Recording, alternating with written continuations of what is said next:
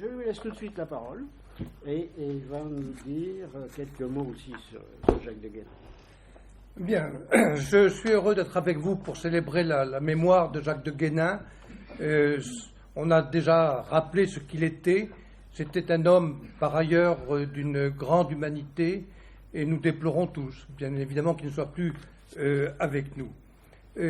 Comme ceci vous a été rappelé, il était ingénieur des mines, et on aurait pu penser qu'un ingénieur des mines qui a envie de faire de l'économie se mette à faire des équations. Il a fait plein d'équations dans son métier. Eh bien non, il a résisté à cette tentation trop fréquente.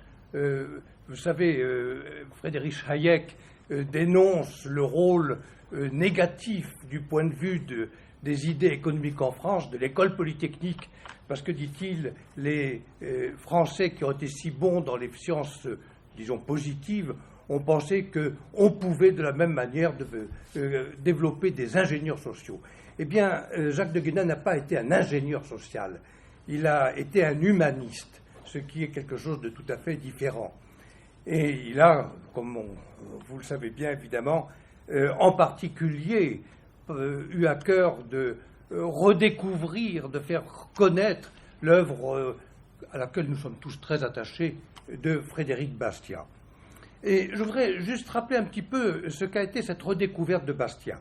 De manière assez surprenante, les œuvres de Bastiat n'avaient plus été éditées depuis le XIXe siècle.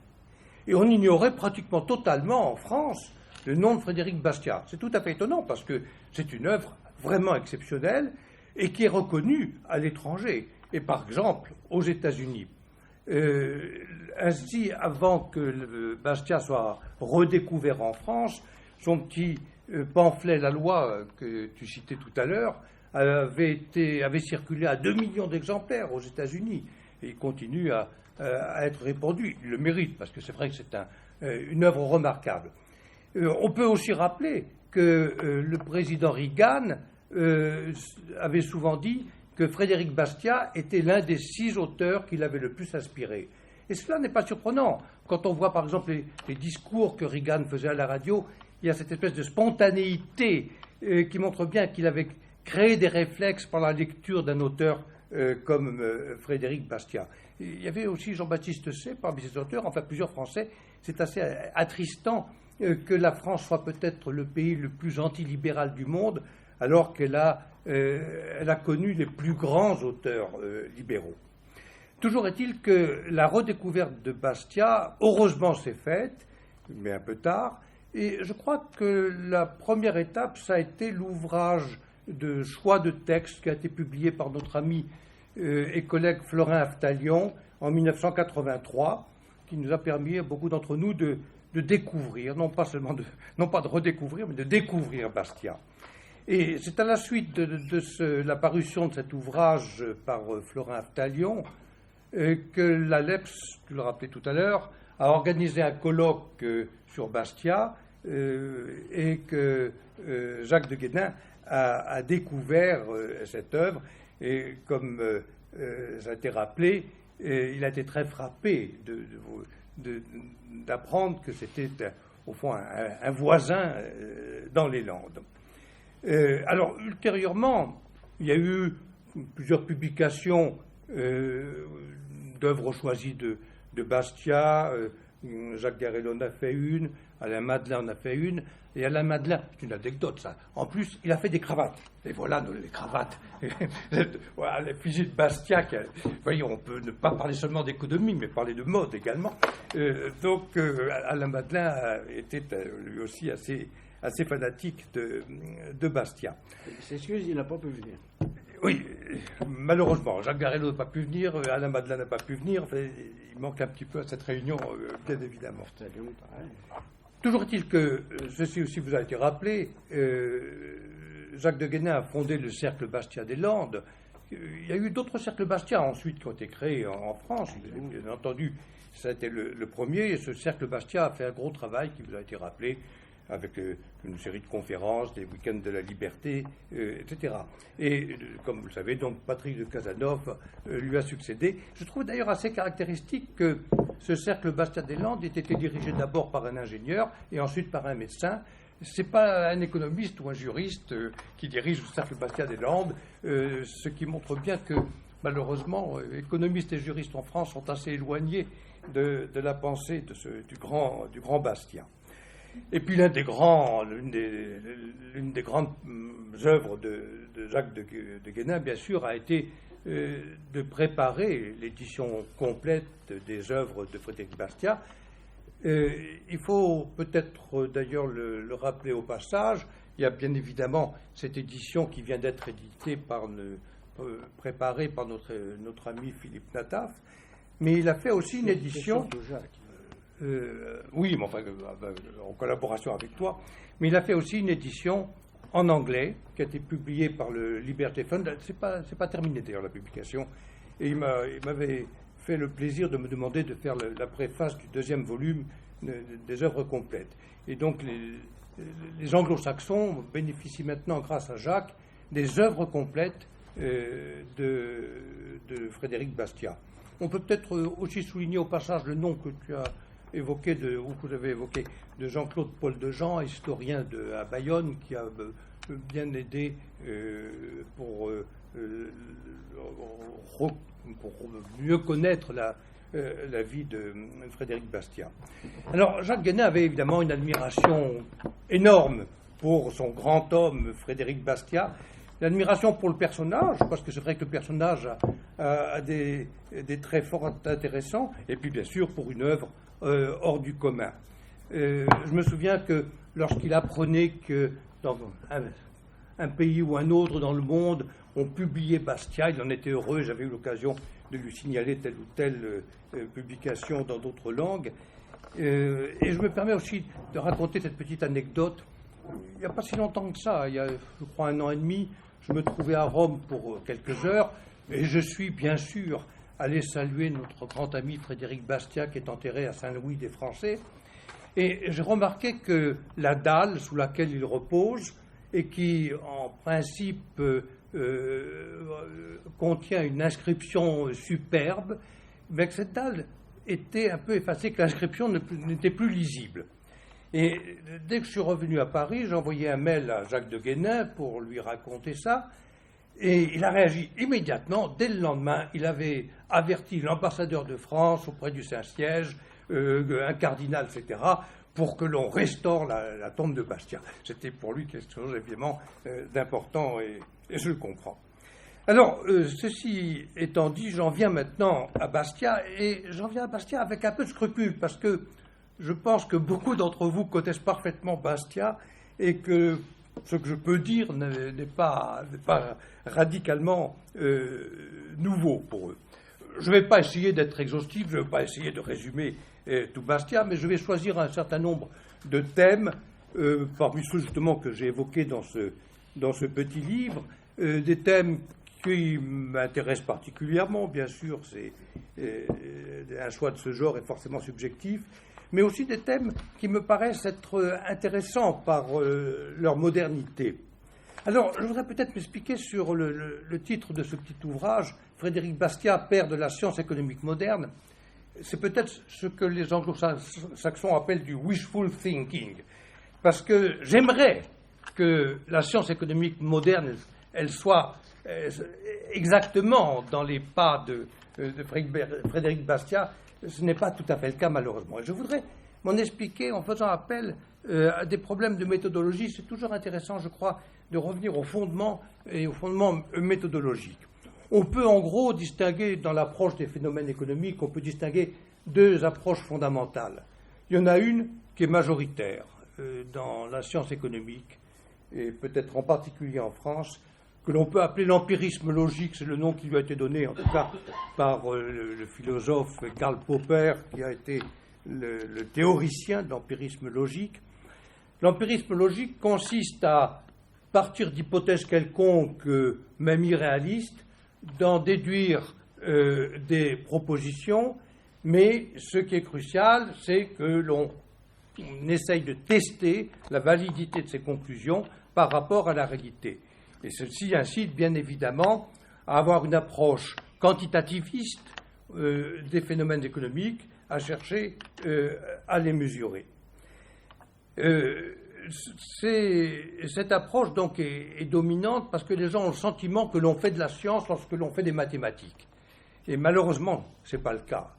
L'autre approche méthodologique, c'est ce qu'on appelle parfois l'individualisme méthodologique ou l'apriorisme logique, qui est en particulier l'approche de ce qu'on appelle les économistes autrichiens, auxquels personnellement je me rattache, c'est-à-dire, vous le savez, cette école de pensée qui a été illustrée en particulier par Ludwig von Mises et Friedrich von Hayek, mais cette école autrichienne qu'on devrait peut-être appeler justement l'école franco-autrichienne ou bastio-autrichienne, puisque Bastia peut être considéré comme un des principaux représentants de l'individualisme méthodologique.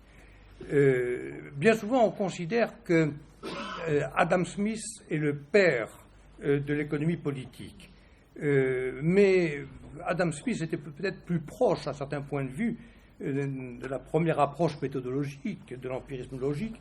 Par exemple, il a beaucoup développé l'idée de la valeur travail, beaucoup plus en tout cas que Frédéric Bastiat. Frédéric Bastiat avait bien compris que ce qui est important, c'est le comportement de l'individu. Et j'aurais dû peut-être d'ailleurs préciser que l'individualisme méthodologique consiste à partir d'hypothèses réalistes sur le comportement humain, et en particulier l'hypothèse que l'être humain est rationnel, qu'il a des objectifs qui sont d'ordre subjectif, qui leur sont personnels, qui ne sont pas forcément mesurables, qui ne sont pas connus d'un observateur extérieur, mais à partir des hypothèses de départ sur le comportement individuel, on peut développer des propositions qui ne sont pas forcément confrontables à la réalité, qui ne sont pas forcément mesurables, mais elles n'en sont pas moins vraies si le raisonnement a été logique, et si l'hypothèse de départ est valable. Eh bien, c'est exactement la démarche qui a été faite par Frédéric Bastiat. Et de ce point de vue-là, on peut dire que les anecdotes dont ces œuvres sont souvent truffées sont caractéristiques. S'il prend des exemples du comportement des individus, c'est précisément parce qu'il a une approche individualiste des problèmes. Alors, beaucoup de gens considèrent qu'un auteur comme Frédéric Bastiat n'a pas une approche scientifique des problèmes économiques parce que c'est trop simple et puis c'est pas suffisamment quantitatif, mesurable, mathématique, etc. Et on reproche à Frédéric Bastiat bien souvent d'être idéologique. En fait, dans toute approche, il y a toujours des hypothèses de départ, et en particulier, il faut choisir entre des hypothèses individualistes ou collectivistes. Comme l'a écrit la grande philosophe américaine Ayn Rand, on ne peut pas comprendre le comportement individuel en analysant la société, et on ne peut pas comprendre le comportement de la société si on ne comprend pas le comportement des individus qui la composent. Donc il y a une hypothèse de départ. Est-ce qu'on fait un raisonnement individualiste à partir du comportement des individus, ou est-ce qu'on construit des concepts a priori et arbitraires de type collectiviste? La démarche de Frédéric Bastiat, elle est tout à fait claire. C'est une démarche d'origine individualiste. Alors son œuvre est d'une admirable clarté, et je considère pour ma part qu'il y a une rigueur scientifique parce qu'il y a une rigueur dans le raisonnement. Et ceci justifie la passion que l'on peut avoir pour Bastiat. Bastiat s'est très bien expliqué de cette question lorsqu'il écrit ceci: les faits économiques, agissant et réagissant les uns sur les autres, effets et causes tour à tour, présentent, il faut en convenir, une complication incontestable. Mais quant aux lois générales qui gouvernent ces faits, elles sont d'une simplicité admirable, d'une simplicité telle qu'elle embarrasse quelquefois celui qui se charge de les exposer, car le public est ainsi fait qu'il se défie autant de ce qui est simple qu'il se fatigue de ce qui ne l'est pas. Et il avait tout à fait raison, et je crois que ça reste vrai. Ça reste vrai. La réalité qu'on analyse dans les sciences sociales est une réalité complexe, mais les principes sont simples. Et ce qui est important, c'est de tenir aux principes pour comprendre cette réalité complexe. Mais malheureusement, bien souvent, c'est pas ça qu'on fait. On ignore les principes, on regarde la réalité complexe et puis on en a des vues partielles. Et toute la politique économique échoue, est erronée parce que justement, elle consiste à faire des découpages dans la réalité complexe, mais sans avoir des principes pour analyser cette réalité. Donc, je pense qu'on doit affirmer très clairement que Frédéric Bastiat est un scientifique, il a une approche scientifique des phénomènes économiques par la rigueur de son raisonnement et la qualité de ses hypothèses de départ. Et on peut ajouter aussi que ce qui est très frappant chez Frédéric Bastiat, c'est la modernité de ce qu'il dit. On retrouve un tas de thèmes qui sont des thèmes d'actualité pour lesquels on souhaiterait d'ailleurs que nos concitoyens essayent de connaître ce qui a été écrit par Bastiat et de le comprendre. Alors, je voudrais évoquer quelques thèmes de Bastiat, et bien évidemment, je commencerai par ce qui a été l'un des grands combats de sa vie, ça a été signalé tout à l'heure, le combat pour le libre-échange. Il a très bien compris que l'échange, s'il est fait de manière libre par les individus, que l'échange apporte un gain aux deux partenaires. Et ce gain n'est pas mesurable, c'est un gain d'ordre subjectif. Et si ceci est vrai pour un échange quelconque, ceci est vrai si l'échange est international. Et c'est pourquoi il a bien souvent souligné que le préjugé que l'on peut avoir en faveur de l'exportation est un préjugé erroné. Il avait très bien compris que le gain de l'échange est un gain pour les deux partenaires, et c'est celui qui achète quelque chose et qui sacrifie quelque chose qu'il remet, le fait parce qu'il estime que de son point de vue à lui, il y a un gain. Alors, puisque la liberté des échanges apporte des gains à tous les échangistes, le protectionnisme est absurde. Et alors, il a là-dessus toute une série d'histoires qui sont tout à fait frappantes. Je voudrais citer une ou deux d'entre elles que j'aime particulièrement et que certainement beaucoup d'entre vous connaissent. Il explique par exemple comment on dépense de grandes sommes pour construire un chemin de fer de Paris à Bruxelles afin de faciliter les échanges en réduisant les obstacles naturels. Et puis, écrit-il, parmi ces obstacles, il en est un que nous avons jeté nous-mêmes et à grands frais entre Bruxelles et Paris. Ce sont des hommes embusqués le long de la frontière, armés jusqu'aux dents et chargés d'opposer des difficultés au transport des marchandises d'un pays à l'autre. On les appelle douaniers. Et vraiment, dit-il, je me demande comment il a pu entrer assez de bizarreries dans nos cervelles pour nous déterminer à payer beaucoup de millions dans l'objet de détruire les obstacles naturels qui s'interposent entre la France et l'étranger, et en même temps à payer beaucoup d'autres millions pour y substituer des obstacles artificiels qui ont exactement les mêmes effets, en sorte que l'obstacle créé et l'obstacle détruit se neutralisant, les choses vont comme devant et le résidu de l'opération est une double dépense. C'est d'une clarté lumineuse, n'est-ce pas? Et je ne comprends pas comment quelqu'un qui aurait lu ça pourrait ensuite défendre le protectionnisme. C'est une absurdité, le protectionnisme, bien évidemment. Et je voudrais encore citer une autre phrase de Frédéric Bastiat, que beaucoup d'entre vous aussi connaissent certainement. Il a écrit ceci: « Choisissez, mais soyez logique, car tant que vous repousserez, comme vous le faites, la houille, le fer, le froment, les tissus étrangers, en proportion de ce que leur prix se rapproche de zéro, quelle inconséquence ne serait-ce pas d'admettre la lumière du soleil dont le prix est zéro pendant toute la journée ?» Là encore, c'est de la pure logique, n'est-ce pas? Le protectionnisme vise à empêcher l'entrée de ce qui n'est pas cher. Alors il y a quelque chose qui est encore moins cher que tout, qui est le soleil. Alors empêchant le soleil d'entrer, il entre gratuitement. Il faut être logique, n'est-ce pas? Tout ça est évidemment d'une clarté et en même temps amusant. C'est comme quoi la lecture de Bastiat est quelque chose qui vraiment ne demande pas d'effort, mais qui est extrêmement formateur. Alors, bien évidemment, à partir de ces idées fondamentales, il en vient à la critique des arguments protectionnistes, et on retrouve là des débats qui sont toujours actuels. Et une fois de plus, je ne comprends pas qu'on puisse continuer à débattre alors que Frédéric Bastiat a démontré au début du XIXe siècle l'inanité des arguments protectionnistes. Alors, il y a la critique ce qu'on peut appeler le mercantilisme, l'idée qu'il est bon d'avoir une balance commerciale positive. Et là encore, il donne un exemple qui est frappant. Il prend l'exemple d'un bateau qui part de France avec des truffes exportées par un producteur, et puis le bateau sombre. Les truffes disparaissent. Et en contrepartie, il n'y a pas d'importation, évidemment. Alors, les statisticiens, ils sont très contents. Il y a des exportations, il n'y a pas d'importation. Ah, il y a une balance commerciale qui est positive. C'est ce que l'on souhaite, à cause de Keynes en particulier, n'est-ce pas?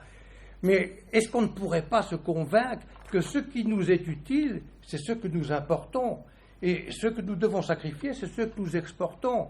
Donc nous devrions être contents d'avoir un déficit de la balance commerciale. Ça veut dire qu'on reçoit plus de biens qu'on en remet. Mais le préjugé dominant dans notre pays, dans beaucoup de pays dans le monde, c'est le préjugé inverse. Et ça me frappe de voir presque tous les jours dans les journaux des articles à ce sujet où on se lamente lorsqu'il y a un déficit commercial, où on se réjouit lorsqu'il diminue ou lorsqu'il y a un excédent commercial. Bastiat, il l'avait compris, n'est-ce pas, mais au bout de 2 siècles, on n'a toujours pas compris. Il y a l'argument de l'emploi, qui lui aussi bien souvent évoqué à propos du protectionnisme. Et là encore, bien évidemment, Frédéric Bastiat utilise des anecdotes, des histoires très frappantes. Il trouve absurde d'empêcher l'entrée de produits bon marché pour donner du travail à l'intérieur. Ça équivaut à exiger de gaspiller la main-d'œuvre. Et il exprime dans le fameux texte qui s'appelle les 2 H. Il dit que l'échange international est comme une hache effilée qui permet de bien travailler, et la protection, c'est comme la hache qu'il appelle la hache obtuse, celle qui est de mauvaise qualité.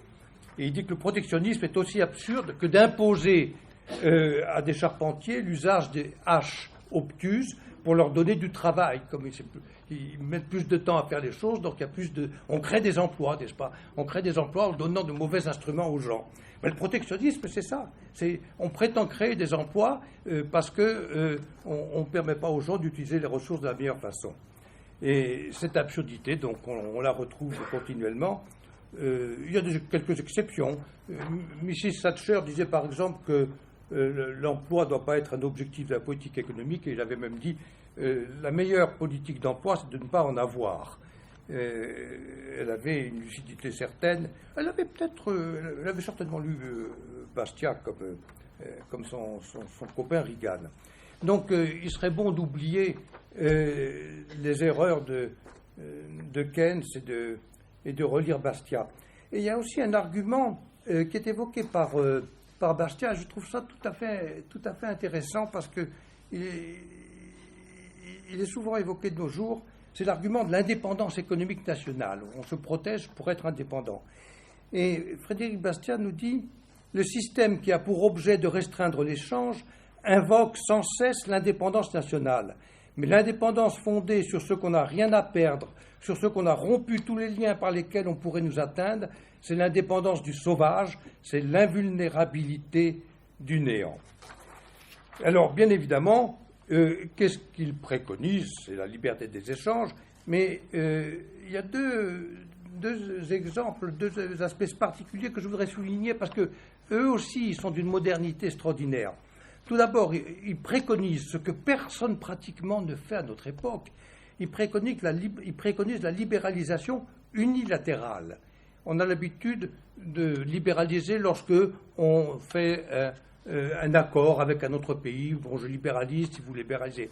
Et Frédéric Bastiat nous explique de manière très, très claire qu'il n'y a pas besoin d'attendre que les autres libéralisent pour libéraliser soi-même. Et il prend l'exemple de 2 villes qui s'appellent Stulta et Puera et qui ont créé des obstacles aux échanges. Les obstacles créés par Stulta, fait-il dire à un sage vieillard, nuisent à nos ventes, c'est un malheur, ça, du point de vue de Puera. Mais ce que nous avons créé à Puera nous-mêmes nuisent à nos achats et c'est un autre malheur. Nous ne pouvons rien sur le premier, mais le second dépend de nous. Délivrons-nous au moins de l'un, puisque nous ne pouvons nous défaire des deux. Supprimons nos enrayeurs, sans exiger que Stulta en fasse autant. Un jour, sans doute, elle apprendra à mieux faire ses comptes. Et l'autre leçon qu'il tire l'autre préconisation qu'il tire de son étude du protectionnisme me paraît tout à fait frappante. Il explique, avec des mots un peu différents, que ce qui est utile, c'est la concurrence et non pas l'harmonisation des conditions de concurrence. Et cela me frappe beaucoup parce que c'est un thème que, pour ma part, je répète depuis des décennies. Beaucoup de gens vous disent on ne peut pas avoir concurrence valable, par exemple entre les pays européens, s'il n'y a pas harmonisation des conditions de concurrence. Il faut harmoniser la fiscalité, harmoniser les règles, etc. Eh bien, c'est une absurdité, ça aussi. La concurrence a justement pour but de permettre l'échange entre des producteurs qui sont dans des conditions différentes. Et ceci, Bastiat l'avait vu de manière très claire. Je vais vous épargner la lecture du passage correspondant, mais ça m'a beaucoup frappé par le caractère tout à fait actuel de ces affirmations. Donc, Frédéric Bastiat considère que le protectionnisme est absurde, qu'il est dangereux, mais en outre, pour lui, la liberté des échanges, elle a un fondement moral. Ce n'est pas simplement un problème utilitariste, c'est un problème moral. Car, nous dit-il, la propriété est de droit naturel et elle n'est pas respectée si l'échange n'est pas possible. Le mot libre-échange, dit-il, implique libre disposition du fruit de son travail, en d'autres termes, propriété. L'échange est un droit naturel comme la propriété. Tout citoyen qui a créé ou acquis un produit doit avoir l'option ou de l'appliquer immédiatement à son usage ou de le céder à quiconque sur la surface du globe consent à lui donner en échange l'objet de ses désirs. Le priver de cette faculté, c'est légitimer une spoliation, c'est blesser la loi de la justice. Et on pourrait dire donc, à la suite de Bastiat, que le plaidoyer en faveur de la mondialisation a un fondement moral. Et Bastiat avait bien compris que malheureusement, cette ouverture des échanges, elle était rendue difficile par le fonctionnement de ce que, à notre époque, on appelle le marché politique, c'est-à-dire le fait que les producteurs sont capables d'obtenir des appuis politiques pour obtenir une protection, et ceci aux dépens des consommateurs qui n'ont pas la même possibilité pour s'organiser. Comme il l'a souvent souligné, le but ultime de l'activité humaine, c'est de la consommation, c'est la création de satisfaction. Le problème, ce n'est pas de produire. Et il a très bien expliqué à plusieurs reprises par le fait que c'est une erreur de vouloir prendre comme critère de décision la création d'emplois. Je pense par exemple au texte que je rappelais des 2H, mais aussi à un autre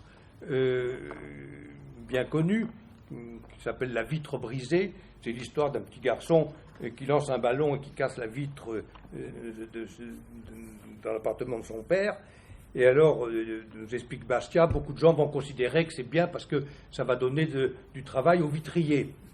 Et le parallèle qu'on pourrait faire à notre époque, c'est que on va peut-être statistiquement trouver une relation positive entre le nombre de vitres brisées et le nombre d'emplois dans la fabrication des vitres. Et on va dire, c'est très bien d'avoir des vitres brisées, ça crée des emplois. La plupart toutes les politiques économiques, même je serais tenté de dire, qui visent à créer des emplois, elles partent de ce genre d'erreurs. Quand on nous dit, par exemple, la conversion pour le climat, ça va créer des emplois. Mais si c'est des gaspillages de ressources, eh bien, c'est une absurdité. Le problème, c'est pas de créer des emplois, le problème, c'est d'utiliser au mieux des ressources humaines. L'économiste américain Julian Simon a très bien souligné qu'il y a une seule richesse qui est l'esprit humain. Et gaspiller l'esprit humain, c'est quelque chose de monstrueux, à la fois sur le plan utilitaire et sur le plan moral. Or, les politiques protectionnistes, les politiques qui visent à créer des emplois, sont des politiques qui consistent à gaspiller la seule richesse, la richesse humaine. Donc, une fois de plus, ce qu'il importe de faire, ce n'est pas d'avoir des relations mathématiques entre des concepts a priori, c'est de raisonner de manière rigoureuse. Et de ce point de vue-là, on peut peut-être distinguer d'ailleurs la rigueur formelle qui est celle des mathématiques et puis la rigueur conceptuelle. Frédéric Bastiat, il avait la rigueur conceptuelle. Il y a un thème que je voudrais évoquer, que j'ai développé peut-être un petit peu trop dans ce petit ouvrage, mais c'est le thème de l'entreprise. Frédéric Bastiat a très peu écrit sur l'entreprise, mais on trouve dans un chapitre qui s'appelle « Des salaires » quelques idées qui me paraissent assez remarquables. Alors j'ai développé tout ça justement parce que Jacques de Guénin m'avait invité à un colloque qui a eu lieu, c'était en 2001 je crois, à Dax, qu'il avait organisé. Et j'ai repris ça dans un article ensuite d'une revue américaine et je l'ai utilisé pour ce petit ouvrage.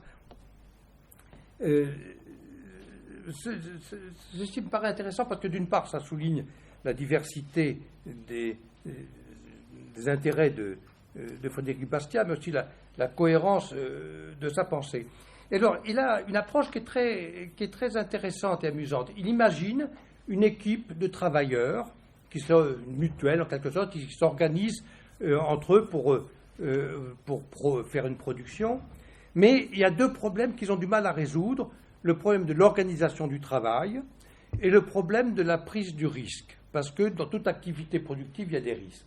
Et alors, et c'est ça qui est assez étonnant dans sa démarche, ils vont trouver quelqu'un en lui demandant d'être entrepreneur, en quelque sorte. On n'est pas habitué à cela, n'est-ce pas, parce qu'on a tendance à penser qu'il y a un entrepreneur qui va chercher des salariés. Mais on peut renverser les choses.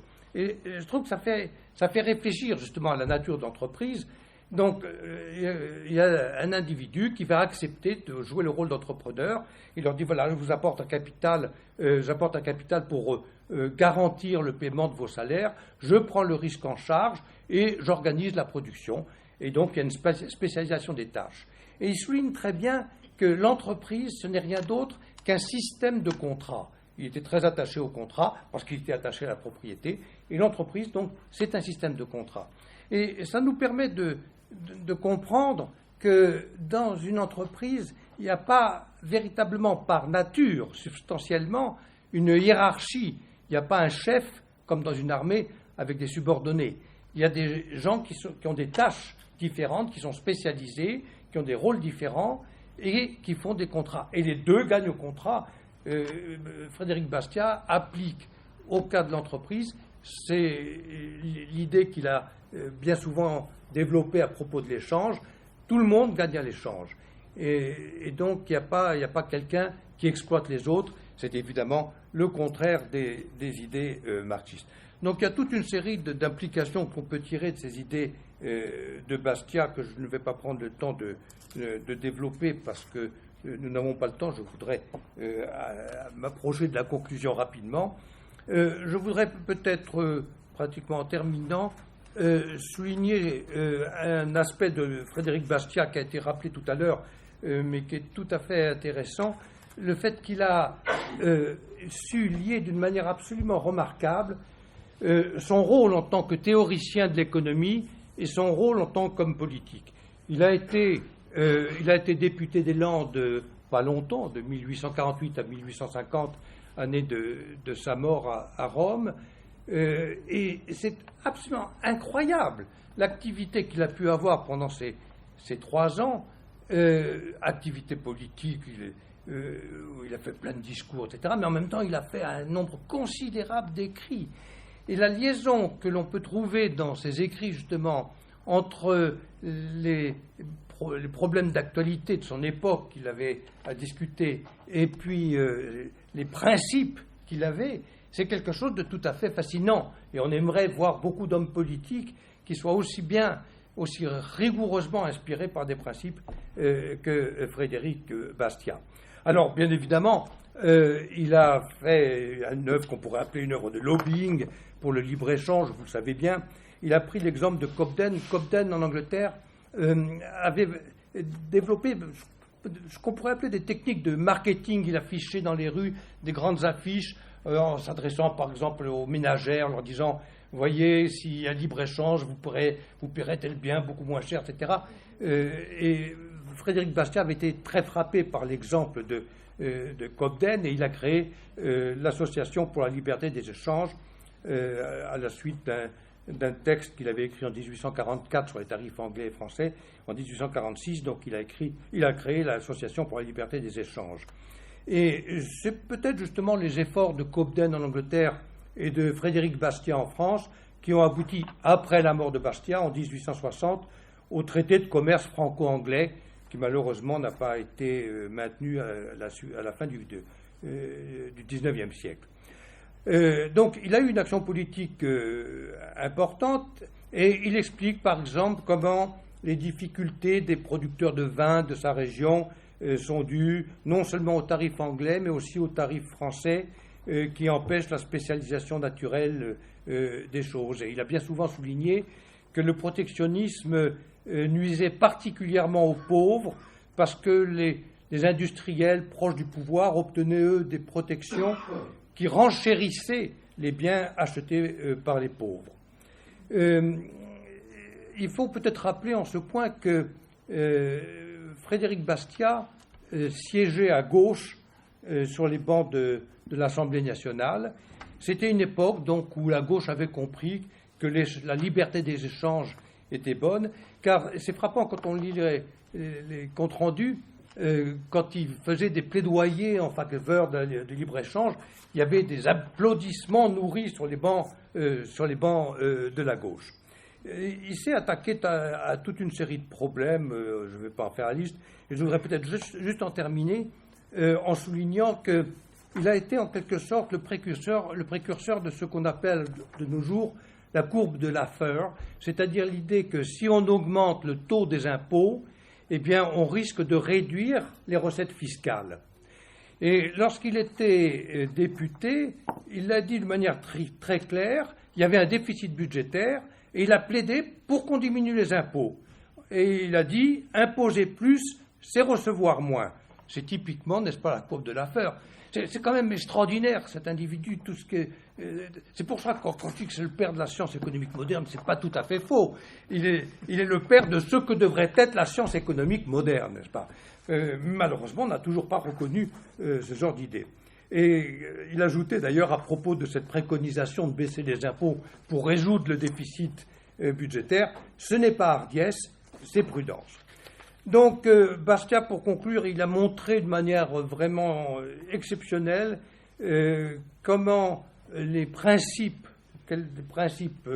fondamentaux et la logique permettaient de comprendre la vie économique, la vie sociale, mais aussi d'aboutir à des prescriptions de politique économique. Je l'ai rappelé tout à l'heure, on lui a reproché d'être un idéologue.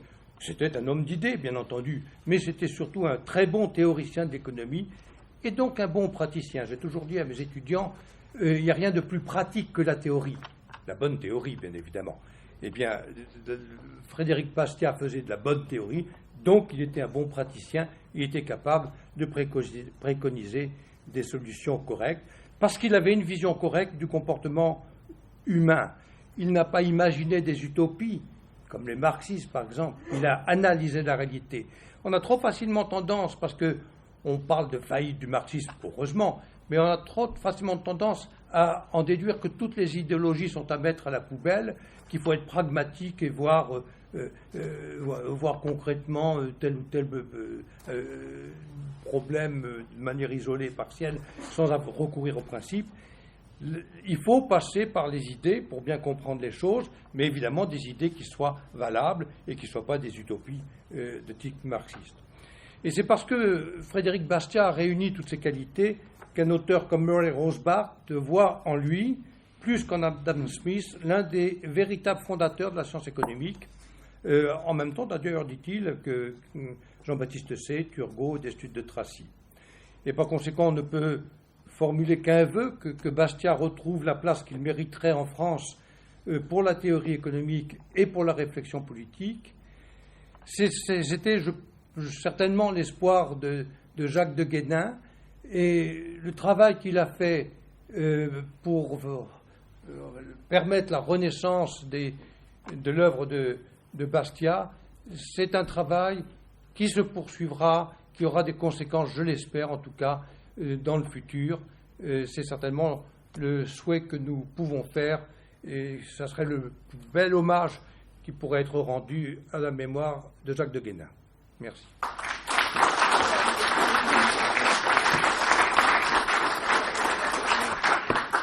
Excusez-moi, j'étais un peu bavard peut-être, mais non, c'est mon péché mignon. Et puis alors, quand il s'agit de Bastia,